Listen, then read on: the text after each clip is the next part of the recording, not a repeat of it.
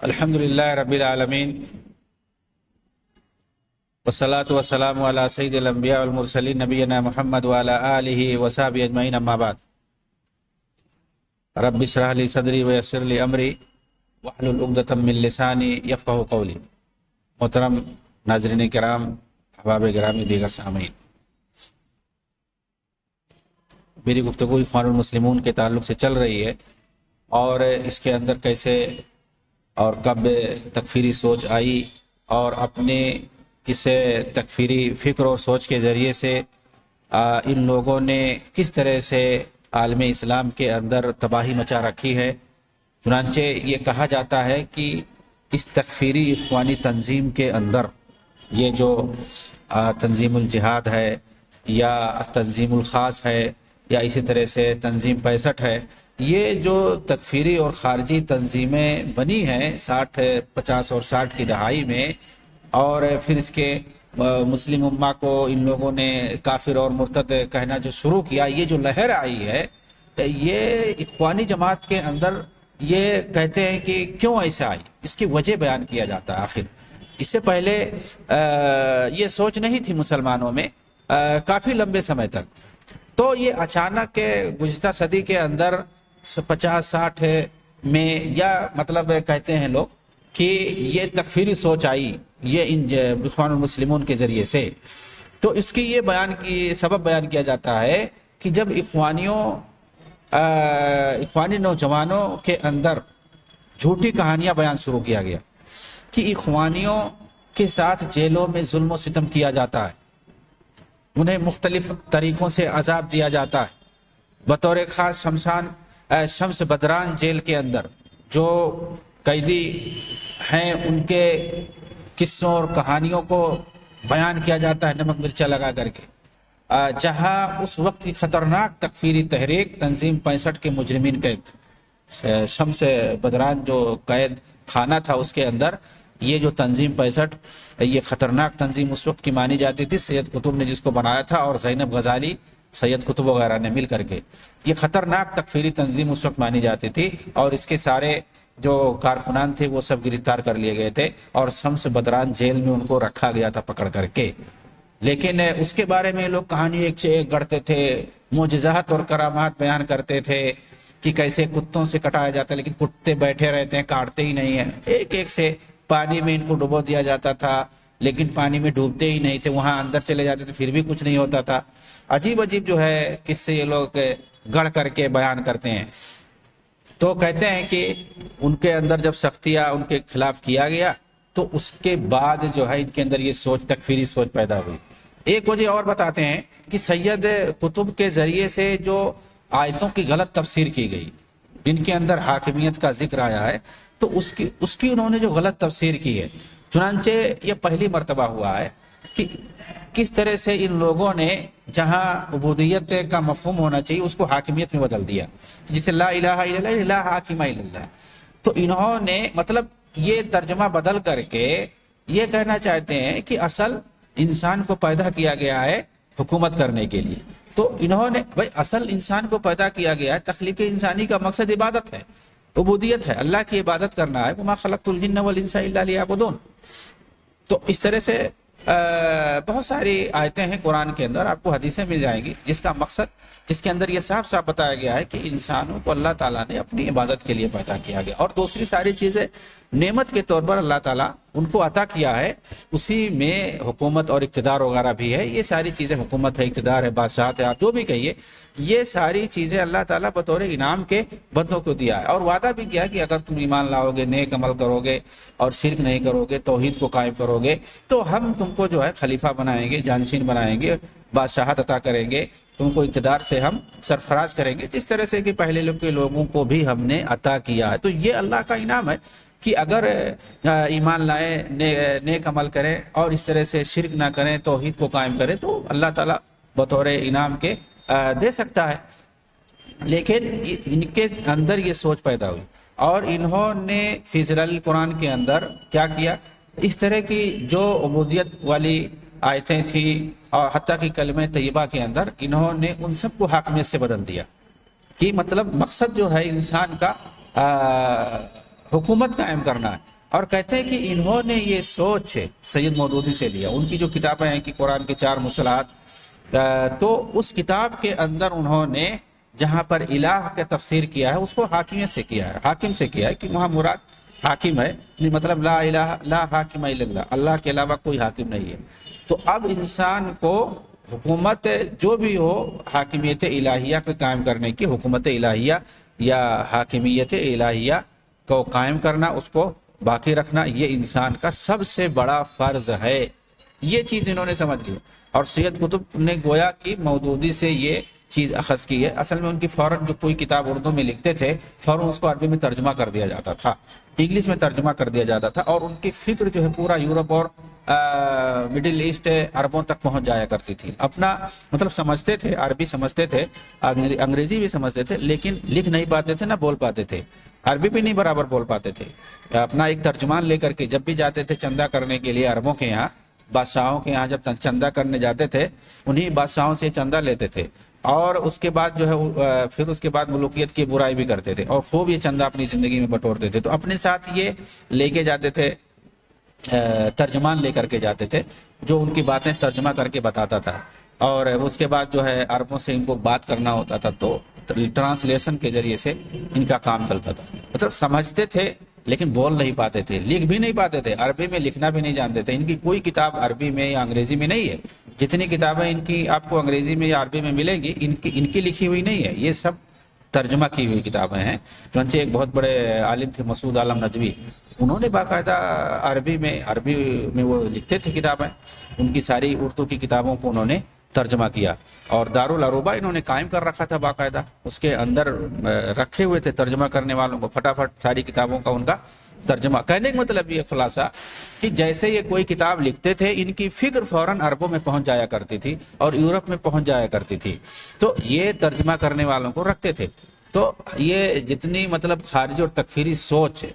عربوں کے اندر آئی ہے، اگر آپ دیکھیں گے، مطالعہ کریں گے گہرائی سے، تو آپ کو پتہ چلے گا کہ اس سب کی جڑ جو ہے سید مودودی ہے. انہیں گویا موجودہ دور کے اندر جو خارجیت اور تکفیریت کی جڑ ہے وہ آپ کو سید قطب کے اندر نہیں ملے گی، وہ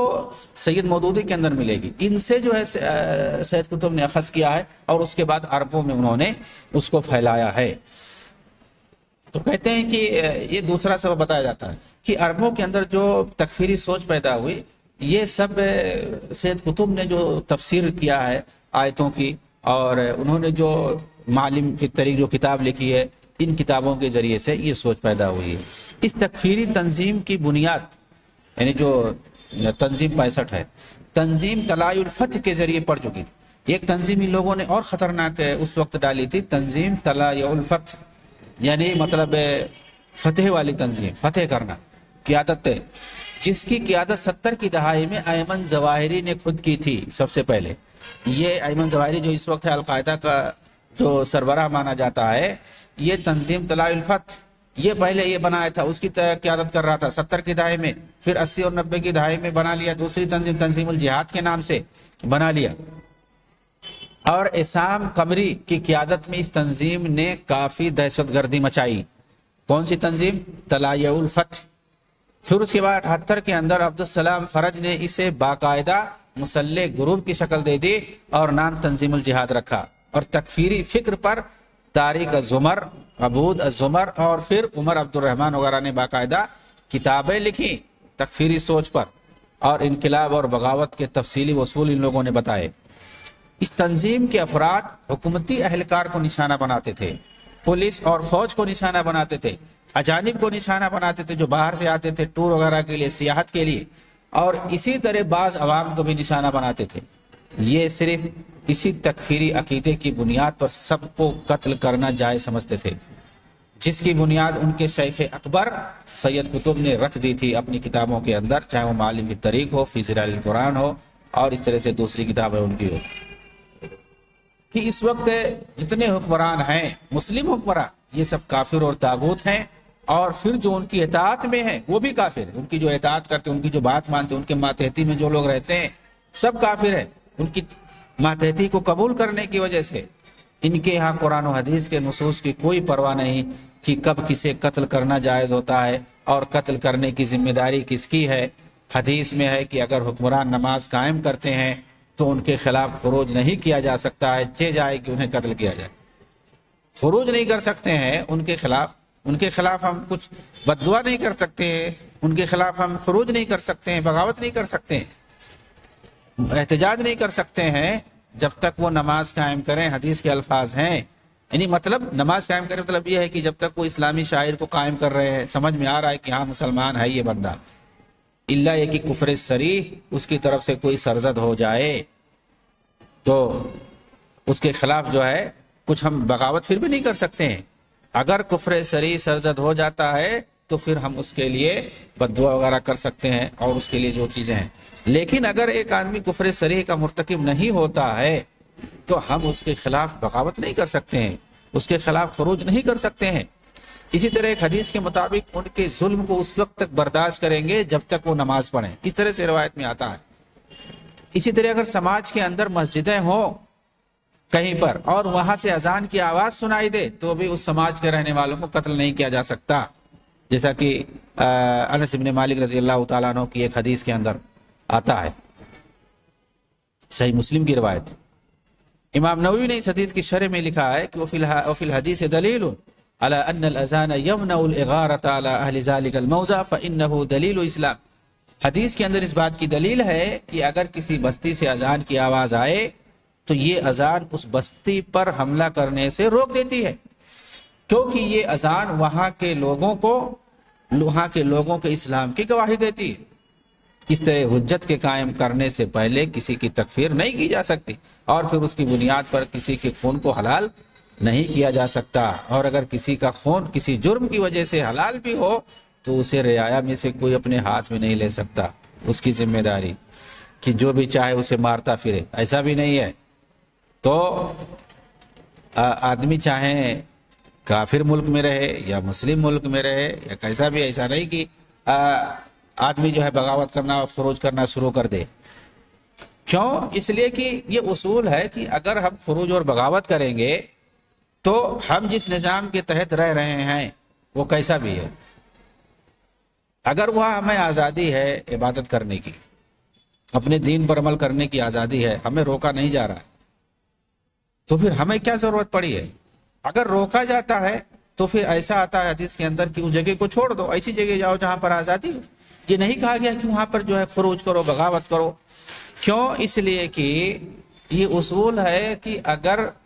انکار منکر سے اس سے بڑا منکر لازم آئے تو پھر وہ انکار منکر ہو جاتا ہے۔ مطلب یہ ہے کہ اگر ہم خروج و بغاوت کریں اور ابھی فی الحال جس ظالم نظام کے تحت ہم رہ رہے ہیں اس کے اندر جو صورتحال ہے، بغاوت اور خروج کرنے کے بعد اس سے بدتر صورتحال پیدا ہو سکتی ہے، تو اس کا مطلب یہ ہوا کہ خروج اور بغاوت کرنا یہ خود ایک منکر ہے۔ منکر کو زائل کرنا اور اسے ختم کرنا اسی وقت ضروری ہوتا ہے جب اس کو زائل کرنے سے، ختم کرنے سے منکر لازم نہ آئے، دوسرا اس سے بڑا منکر لازم نہ آئے۔ اور یہ تاریخ سے، تجربے سے ثابت ہے کہ جب خروج اور بغاوت کیا گیا ہے تو فتنہ فساد پیدا ہوا ہے، اس سے کہیں زیادہ ظلم ہوا ہے اور اس سے کہیں بڑھ کر کے مسلم قوم کو، مسلم امہ کو نقصان اٹھانا پڑا ہے۔ اور آج بھی آپ دیکھ سکتے ہیں جہاں بھی خروج اور بغاوت کیا جاتا ہے اس کے بعد کیا ہوتا ہے، اس سے کہیں زیادہ بھیانک صورتحال پیدا ہوتی ہے۔ اسی لیے خروج اور بغاوت سے منع کیا گیا ہے، بلکہ اگر ظالم اور فاسق اگر کوئی حاکم ہے تو اس کے لیے دعا کرنے کی بات کہی گئی، اسے سمجھانے کی بات کہی گئی اور سماج کو اور معاشرے کو بہتر بنانے کی کوشش کرنے کی بات کہی گئی ہے، کیونکہ جو بھی حکمراں ہوتے ہیں اسی سماج کے ہوتے ہیں، کہیں باہر آسمان سے نہیں آتے ہیں۔ اگر ہمارا سماج بہتر ہوگا، ہمارا سماج صالح ہوگا تو ظاہر سی بات ہے حکمران بھی کوئی ایک آدمی تو ہوتا نہیں ہے، سینکڑوں اور ہزاروں لوگ ہوتے ہیں، حکومت سے جڑے ہوئے ہوتے ہیں۔ اگر ہم اپنے معاشرے کو صالح بنائیں گے، نیک بنائیں گے، اور یہ کیسے ہو پائے گا؟ توحید کی دعوت دے کر کے، شرک سے روک کر کے، بدعات اور خرافات سے روک کر کے، اور معاشرے کو توحید کی طرف دعوت دے کر کے، ان کے اندر عقیدہ توحید پیدا کر کے، ان کے اندر اخلاق عالیہ پیدا کر کے، سماجی جو اچھائیاں ہوتی ہیں، نیکیاں ہوتی ہیں، وہ سب ان کے اندر بھر کر کے ہم جب معاشرے کو بہتر اور صالح بنائیں گے تو اس کے بعد یہ امید کی جا سکتی ہے کہ یہ معاشرہ بہتر ہوگا اور اس کے حکمران بھی بہتر ہوں گے، کیونکہ حضرت علی نے کہا تھا کہ کما تکونون یولى علیکم، جیسے تم لوگ رہو گے اسی طرح سے تمہارے حاکم بھی تمہارے اوپر مسلط کیے جائیں گے۔ تو ہم اگر اپنے آپ کو صحیح بنائیں گے تو اللہ تعالی ہمارے اوپر گویا، کیونکہ حکومت دینا یہ اللہ کے ہاتھ میں ہے، تو آدمی اللہ رب العالمین کسی قوم پر جب کسی حاکم کو مسلط کرتا ہے تو یہ بھی تو ہو سکتا ہے کہ ہمارے گناہوں کی سلف کہا کرتے تھے کہ ہمارے گناہوں کی وجہ سے ہمارے اوپر ظالم حکمران مسلط کر دیے جاتے ہیں، تو اللہ تعالیٰ تو ظالم حکمرانوں سے ہمیں بچا لے۔ تو ظالم اگر حکمران ہو تو ان کو ختم کرنے کا بہتر طریقہ دعا ہے اور اپنے معاشرے کو صالح اور نیک بنانا ہے، یہ اصل ہوتا ہے۔ ورنہ یہ جو سرفرے قسم کے لوگ ہوتے ہیں جن کو سمجھ میں اصول نہیں آتا، نہ حدیث اور نہ قرآن نہ عقیدہ، وہ لوگ کھڑے ہو جاتے ہیں، احتجاج کرنا شروع کر دیتے ہیں، اور کیا یہ لوگ پھر سبب بنتے ہیں مزید تباہی کا سبب بنتے ہیں، نکلتے ہیں کہ جو ہے ہمیں یہ ہمارے اندر کمی ہے، ہم جو ہے ہمیں یہ نہیں مل رہا ہے، ہمیں یہ نہیں مل رہا، ہمیں وظیفہ نہیں مل رہا ہے، ہمیں نوکری نہیں مل رہی ہے، اور یہ سامان اتنا مہنگا ہو گیا ہے، نکل جاتے ہیں مطالبہ کرنے، لڑائی جھگڑا کرنے نکل جاتے ہیں، اور پھر اس کے بعد حکومت سے ٹکرا جاتے ہیں۔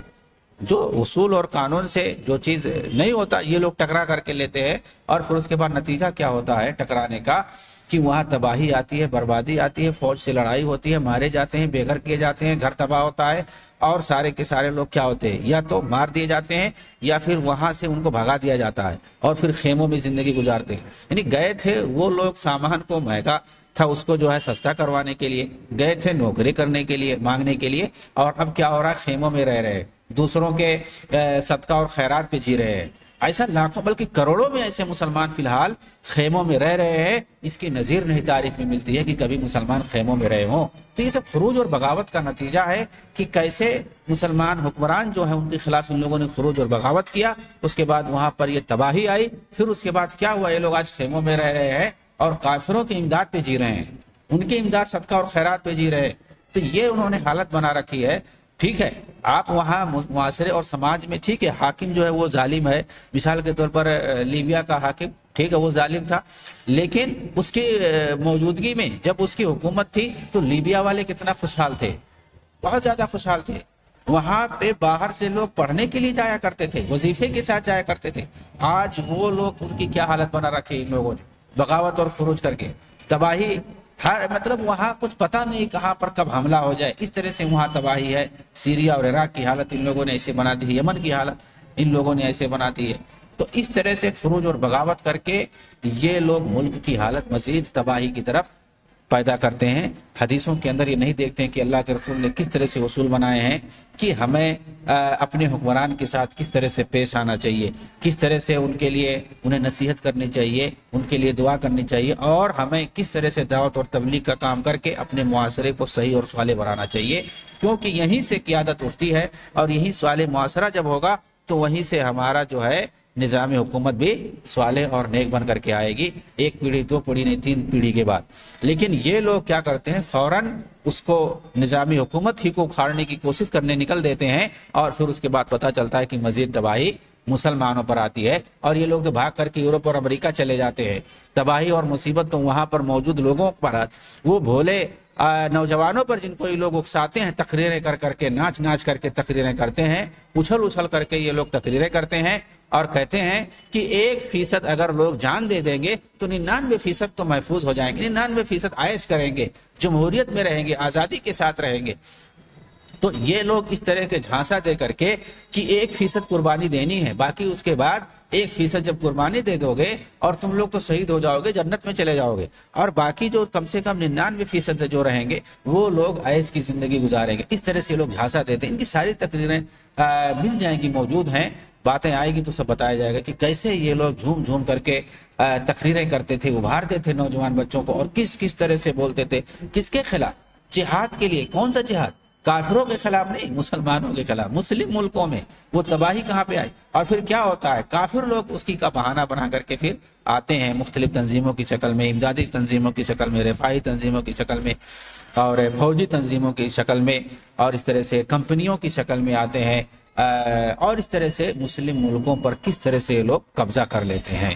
مسلم ملکوں کو تباہ کرواتے ہیں انہی کے ہاتھوں، اور پھر وہ آ کر کے مکمل طور سے قبضہ کر لیتے ہیں۔ تو مطلب آپ دیکھیں گے تو سمجھ میں یہ آئے گا 25-30 سال کے بعد کہ اس ملک کا جو انجام ہوا ہے اس کا مقصد کیا ہے۔ 25-30 سال کے بعد جس کا فائدہ نظر آئے، جس کا نقصان نظر آئے، اس کے حساب سے بتایا جاتا ہے، اندازہ لگایا جاتا ہے اور نتیجہ نکالا جاتا ہے کہ یہاں پر ان لوگوں کا کیا مقصد تھا۔ اسرائیل کا فائدہ ہو رہا ہے، امریکہ کا فائدہ ہو رہا ہے، یورپ ملکوں کا فائدہ ہو رہا ہے، اور مسلمانوں کا نقصان ہوا۔ تو آپ اس کا مطلب کیا ہے؟ یعنی یہ لوگ کس کے مصلحت میں کام کر رہے تھے؟ ایرانیوں کا فائدہ ہو رہا ہے، ایران مزید قبضہ کرتا جا رہا ہے، امریکہ، یورپ اور یہ روس والے، اسرائیل جو ہے اس طرح سے اس کا دبدبہ مزید بڑھتا جا رہا ہے، وہ لوگ قبضہ کرتے جا رہے ہیں اپنی کمپنیوں کے ذریعے سے، اپنی فوجوں کے ذریعے سے، اور کیا چاہیے، اور اپنے ایجنٹوں کے ذریعے سے یہ لوگ باقاعدہ قبضہ کرتے جا رہے ہیں مسلم ملکوں پر۔ تو یہاں فائدہ کس کا ہو رہا؟ یہ لوگ فائدہ پہنچانے کے لیے بات کر رہے تھے کہ مسلمانوں کے فائدہ کے لیے، عوام کے فائدہ کے لیے، اور نظام شرعی نظام لانے کے لیے، اور خلافت قائم کرنے کے لیے پتہ نہیں کیا کیا جھانسا دے کر کے یہ لوگ آتے ہیں، اور اس کے بعد پتہ چلتا ہے کہ فائدہ مسلمانوں کا تو ہوتا نہیں ہے، فائدہ مجوسی ایران کا ہو رہا ہے۔ وہ لوگ سنی مسلمانوں کو مارتے ہیں، صحابہ کو گالی دیتے ہیں، جتنی مسجدیں ہوتی ہیں ان کو حسینیات میں بدل دیتے ہیں، جہاں پر صحابہ کے خلاف تبرہ کرتے ہیں، ابو بکر عمر رضی اللہ تعالیٰ عنہما کو گالی دیتے ہیں۔ تو ایرانیوں کا فائدہ ہو رہا ہے، امریکہ کا فائدہ ہو رہا ہے، روس کا فائدہ ہو رہا ہے، ناٹو صلیبی تنظیم جو ہے اس کا فائدہ ہو رہا ہے، اور اسرائیل کا دبدبہ خطے میں، عالم اسلام میں بڑھتا جا رہا ہے، وہ جہاں چاہ رہا حملہ کرتا ہے، عراق سے لے کر کے سیریا تک، اور اسی طرح سے دوسرے ملکوں تک۔ تو آخر فائدہ کس کا ہو رہا ہے؟ یہ لوگ جو بول کر کے آتے ہیں کہ ہم تم کو یہ دلائیں گے، آزادی دلائیں گے، یہ کر دیں گے، وہ کر دیں گے۔ تو یہ سب جب سمجھ میں آتا ہے، دراسہ کیا جاتا ہے، نتیجہ نکالا جاتا ہے، تو سمجھ میں آتا ہے کہ یہ لوگ سب ایجنٹ ہیں۔ دیکھو کہ ان کے جو بڑے بڑے لوگ ہیں، جو یہ لوگ ابھارتے ہیں نوجوانوں کو، تقریریں کرتے ہیں، یہ کبھی نہیں مارے جاتے ہیں، اور ان کے بال بچے بھی نہیں کبھی مارے جاتے ہیں، نہ یہ اپنے بال بچوں کو اس طرح سے بھیجتے ہیں جہاد کے نام پر، بلکہ ان کے اپنے بال بچوں کو یہ لوگ یورپ امریکہ بھیجتے ہیں، وہاں کی یونیورسٹیوں میں یہ لوگ تعلیم حاصل کرتے ہیں، اور وہیں پر اپنے بچوں کے ساتھ سیٹلمنٹ ہو جاتے ہیں، اور یہ لوگ ادھر ادھر ابھارتے ہیں، اور پھر اس کے بعد یہ بھی بڑے بڑے ہوٹلوں میں رہتے ہیں، اپنے اپنے عالی شان بلڈنگوں میں رہتے ہیں، یہ کبھی نہیں جاتے ہیں، اور یہ عائش کرتے ہیں، نوجوانوں کو مرواتے ہیں، عالم اسلامی کو تباہ اور برباد کرتے ہیں۔ یہ پورا خلاصہ ہے، پورا مطلب اس وقت تو سب کچھ سامنے آ گیا ہے، کیونکہ 20-25 سال کے بعد، 30 سال کے بعد سارا نتیجہ سامنے آ جاتا ہے۔ یہ اصول ہے، تاریخ کا یہ اصول ہے کہ ایک دو نسلیں جب ختم ہوتی ہیں تو اس کے بعد نتیجہ سامنے آٹومیٹک آ جاتا ہے کہ اس تباہی کا فائدہ کس کو ہوا اور نقصان کس کو ہوا، اس سے واقعے اور حادثے سے کس کا نقصان ہوا، کس کا فائدہ ہوا۔ تو نتیجے کے طور پر بتایا جاتا ہے کہ یہ کس کی مصلحت میں کام کر رہے تھے، یہ لوگ کس کے خدمت کر رہے تھے، کس کے یہ لوگ غلام تھے، کس کے مصلحت میں یہ لوگ کام کر رہے تھے۔ تو ایسی تنظیموں کے خلاف آدمی کو کارروائی، سترک رہنا چاہیے، مستعد رہنا چاہیے، محتاط رہنا چاہیے۔ کہنے کا مطلب یہی ہے۔ چنانچہ مصر کے اندر الجماعہ اسلامیہ کی بنیاد بھی اسی تکفیری نظریے پر پڑی تھی۔ الجماعہ اسلامیہ کتنی تنظیمیں ان لوگوں نے بنائی ہیں تکفیری سوچ پر، تفجیری نظریے پر، الجماعۃ الاسلامیہ، مگر بعد میں اس کے اراکین نے اپنے تکفیری نظریے سے توبہ کا اعلان کر دیا۔ کون سا؟ الجماعہ الاسلامیہ۔ سلسلۃ و تصحیح المفاہیم کے عنوان سے اس پر مقالے اور کتابیں باقاعدہ لکھی گئیں۔ مطلب جو دوسری تنظیمیں تھیں، چاہے وہ تنظیم الجہاد ہو یا تنظیم 65 ہو، یہ ساری تنظیمیں جو تھیں، یا تنظیم طلائع الفتح ہو، ان کے اندر کوئی تبدیلی نہیں۔ الجماعہ الاسلامیہ نام کر کے جو تنظیم بنائی گئی، مصر والی جماعت، یہ پاکستان والی نہیں، اس کے اندر تکفیری جو نظریہ قائم کیا گیا تھا، اس سے ان لوگوں نے کہتے ہیں کہ توبہ کر لے۔ جیسے کئی عنوان انہوں نے کتابیں لکھی، مبادرت وقف العنف، حرمت الغلو فی الدین، تکفیر المسلمین، تسلیط الاضواء علی ما وقع فی الجہاد من اخطاء، النصح والتبیین فی تصحیح مفاہیم المحتسبین۔ اس طرح سے کئی کتابیں اور کتابچے ان لوگوں نے چھاپے، اور جس کے اندر انہوں نے اپنے توبے کو بیان کیا، اور یہ کہ تکفیری جو نظریہ ہے کہ مسلم حکمرانوں اور مسلم قوم کی جو تکفیر کی جاتی ہے، انہیں کافر اور مرتد کہا جاتا ہے، یہ نظریہ خوارج کا ہے۔ صحیح نہیں ہے، ہماری جماعت قائم ہوئی تھی ضرور، لیکن ہم اس سے توبہ کرتے ہیں۔ تو ان لوگوں نے بہرحال اس سے توبہ کیا۔ اسی تنظیم سے جڑے استاذ کرم زہدی نے انور سادات کے قتل کا فتویٰ دیا تھا، مگر بعد میں اسے معذرت کیا اور خود کو غلط پر بتلایا۔ مطلب اس بندے نے بھی کہا کہ میں نے فتویٰ دیا تھا، میں نے بھی فتویٰ دیا تھا کہ انور سادات کا قتل کرنا جائز ہے، لیکن کہا کہ جو ہے یہ مجھ سے غلطی ہوئی تھی۔ ظاہر سی بات ہے، تکفیری سوچ کے تحت جو سید قطب وغیرہ کی تکفیری سوچ تھی، اس کے ذریعے سے جو تنظیمی جہادیں ان لوگوں نے بنائی تھی، تکفیری تنظیمیں، اس کے پس منظر میں یہ لوگ بھی اسے آ گئے تھے اس کے جھانسے میں، تو ان لوگوں نے بھی تکفیر کر دی اور اس کو جو ہے قتل کرنا جائز قرار دے دیا۔ جس طرح سے کہ یوسف قرضاوی نے لیبیا کا جو معمر قذافی تھا اس کی تکفیر کی اور اس کو قتل کا فتویٰ دیا، اور کہا کہ جو بھی طاقت رکھتا ہو ایک گولی چلانے کا اس کے اوپر چلائے گولی، اس کو مارے، اس کو ختم کرے، اور اگر گناہ ہوگا تو اس کا گناہ میرے سر پہ آئے گا۔ یہ ایسا جو ہے یوسف قرضاوی نے باقاعدہ فتویٰ دیا ہے کہ اس کو گولی مار کے ختم کرو۔ چنانچہ جتنے جو دیوانے تھے یوسف قرضاوی کے، اس کو گولی سے مار کے چھلنی کر دیا اور اس کے خون کو بہہ رہا تھا، اور ٹی وی پہ باقاعدہ دکھایا جا رہا تھا۔ ایسا کبھی نہیں ہوا، کسی کافر کو یہ لوگ نہیں دکھا سکتے ہیں جس طرح سے معمر قذافی کو مار کر کے اس کو جو ہے دکھایا جا رہا تھا، باقاعدہ اس کی تصویر دکھائی جا رہی تھی اور یہ لوگ مار رہے تھے اور اس کے خون بہ رہے تھے، کس طرح سے اس کو کیسا ان لوگوں نے دکھایا۔ تو بہت ہی خونخوار یہ ان لوگوں کا ذہن ہوتا ہے، اور یہ خونخواری یہ لوگ کافروں کے خلاف نہیں کرتے ہیں، یہ مسلم حکمرانوں کے خلاف کرتے ہیں